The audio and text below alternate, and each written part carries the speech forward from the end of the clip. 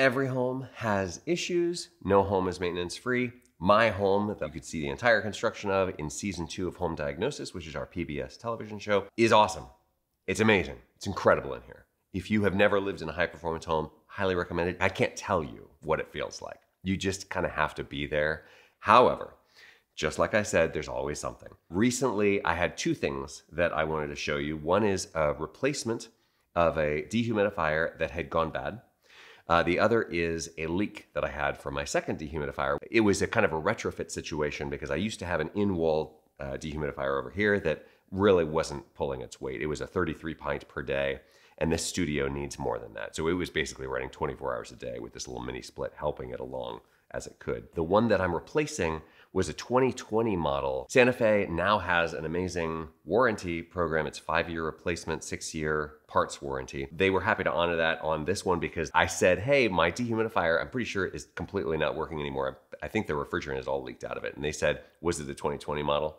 Because pandemic. They were, apparently all the manufacturers, the metal that they were getting from their suppliers was just not very good because recycling chains were mixed up, and anyway, that happened. Okay, it is detached and down on the ground. You can see the awesome, this is a great hanging system, by the way, from them.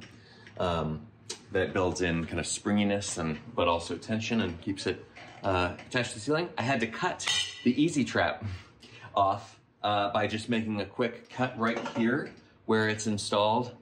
And I'm working all by myself down here. That's why I'm shooting by myself, but I had to cut right there and then just install a simple union on the existing end of the pipe there.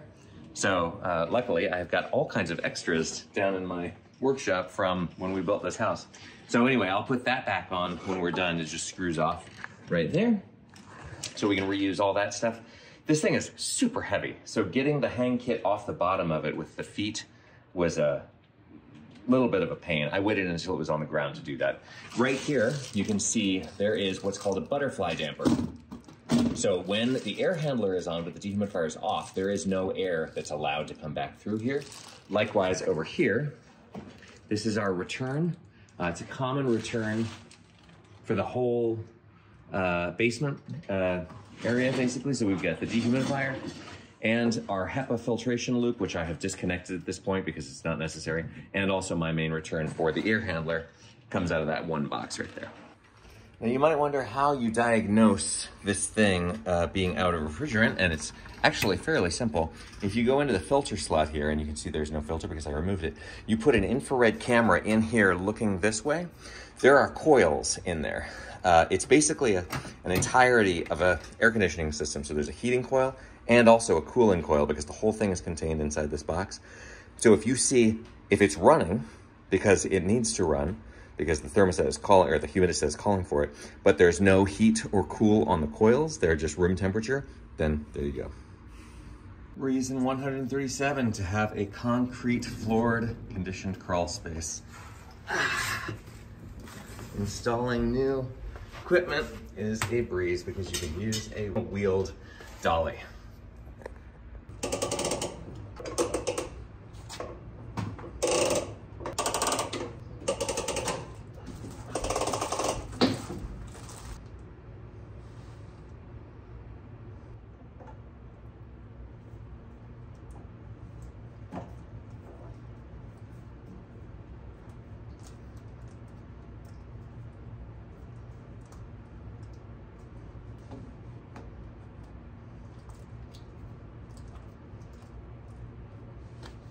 One improvement that they made from the previous generation is this door is now just a magnetic strip, which it's way more airtight than the hinged door that they had on the last one.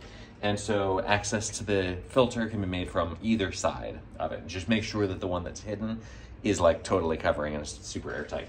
The one last thing that I just want to say is a quick plug for having these things installed by a quality contractor the first time, because all I had to do was copy what Brent and Caleb did to install this thing in the first place. So I just took like for like and followed in their footsteps. Everything was pretty easy. As far as replacement goes, this is the easiest one that I'm having to deal with. The ERVs are gonna be a little different story.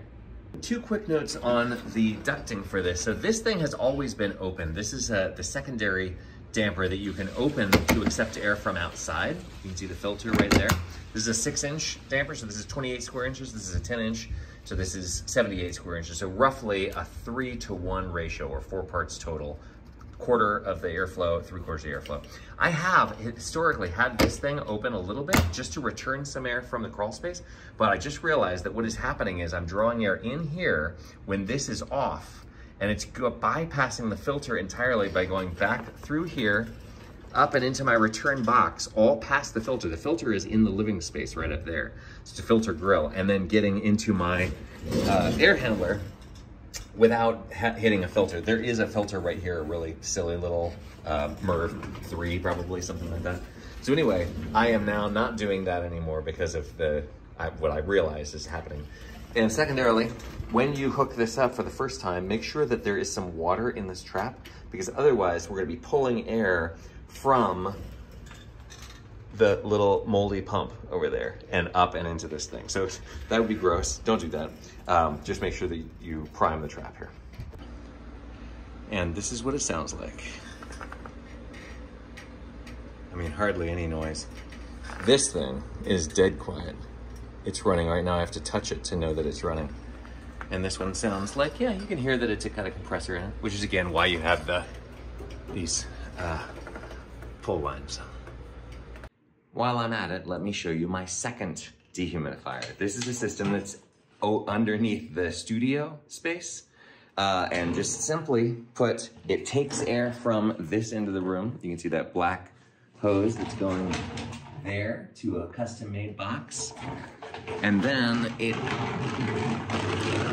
gives the dry air down here, this silver line, to the other end of the room. And fun little touch is that this Aprilaire sprung a leak. And so I came down here just a few minutes ago, and it had a giant puddle.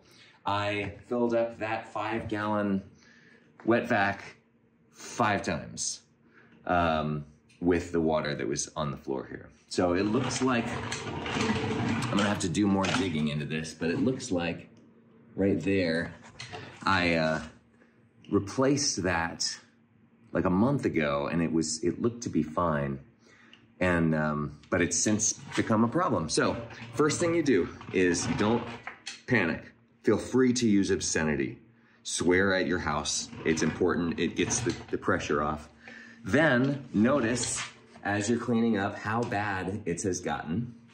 And like, for example, it's disgusting. Mold growing on all of these cinder blocks that this thing is sitting on. And yeah, it's like, I put this thing up in a hurry. It wasn't a big deal. It's just a simple Aprilaire Dehu, 100 pints per day. And I just wanted to set up this circuit so that I could have dehumidification not in the space above, because I used to have an Ultra Air 33 pint per day in the wall, an MD33. And frankly, it wasn't doing a lot, because as you know, 33 pints a day at a rating, like a condition that we never want inside homes. So really it was probably doing more like 15 or 20. This thing can do a lot more than that.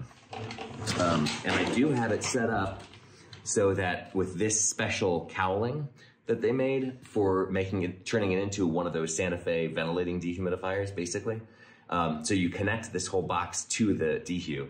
And what it does is simulate by having this opening and this opening. However, the one thing that's different here is, and sorry that this is like a real hack thing, but I just got home from being sick and away all week, and this is what I'm dealing with. So I was just like, I'm just gonna make a video real quick. It's got this right here, which is a damper that is an either or damper. So you can either open a 10-inch damper all the way, or you can trade that for a 6-inch damper.